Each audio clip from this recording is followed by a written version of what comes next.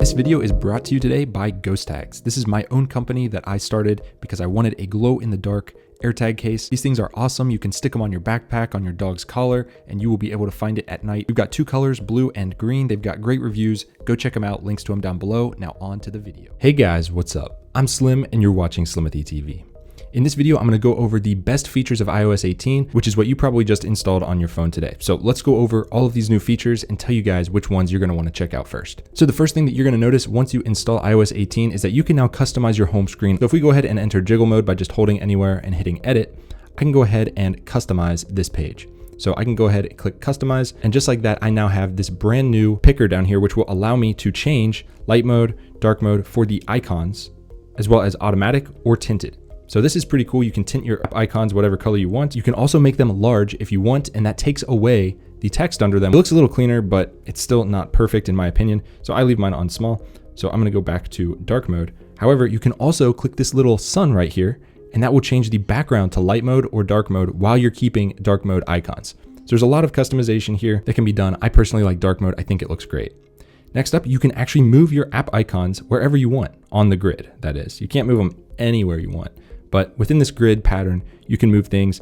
You don't have to have blank icons anymore. You can put stuff where you want it, which is really cool, especially if you have some cool widgets that you like to put things around. Next up, the control center has been completely redesigned. It looks very different now, much more modern. I've been using this since iOS 18 beta 1, and I can tell you I really like the redesign. Everything works pretty well. You can quickly get into your network options here. You can, of course, move these things around. You've got an add button up here as well as power up here, so you can reboot the phone from up here. You can also click this plus button and go ahead and add a control. And there are tons of new controls in here. You're gonna have to scroll through for yourself, but this list just goes on and on. You can also search for them as well. But in the essence of time, I'm just going to not do that right now. However, you can also swipe and go through a couple of different pages. So you can also add and edit these pages as well. Next up, the Photos app gets a huge revamp. You're gonna notice this right away. I'm not gonna go into mine, but basically everything is now on one page, and you can scroll down to get to other things. There's no different tabs at the bottom. It's very different. Let me know what you guys think about it when you try it out. So next up, there are some new text effects within iMessage. So if I just type test and then I select it and I go over to text effects, check these out. There's a bunch of different things you can do. So let's just do ripple just for fun. We send that and that's what it does.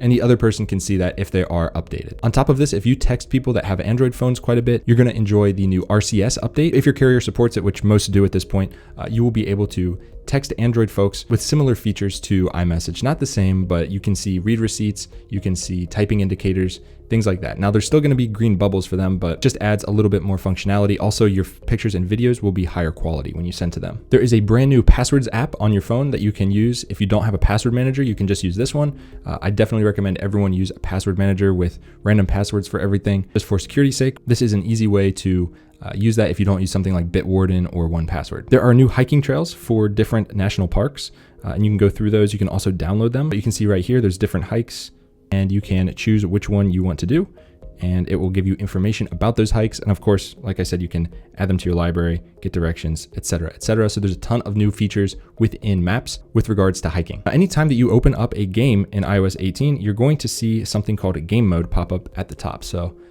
there you go, game mode is on. It automatically turns on, and what this does is it prioritizes the game instead of other things in the background. This should help with people that game all the time and want the best performance from their phone while they are in those games. Now, another thing that's pretty cool is within the Notes app, if you click on the attachment button here and you hit record audio, you can actually start recording the audio just like this, and then you can stop it at any time, resume it, or hit done. And right there, it will transcribe exactly what was said during that note. This is huge for people in school. If you have trouble taking notes or you're just not as quick as your teacher can talk at typing, in theory, you could just record it and then it will transcribe it later for you. Maybe your teacher's talking about something math related while you're trying to solve the problem and you want to go back and look at it. This might be a great feature for you. There are now live voicemail transcriptions. That is clutch. I use that all the time. Also, on top of this, if we go into notes and we open up a new note here, let's just say I want to start scribbling a quick math problem, 12 plus 3 equals. And now, just like that, I am going to get the option to solve that problem. It can recognize my handwriting and boom, just like that, I have the answer right there.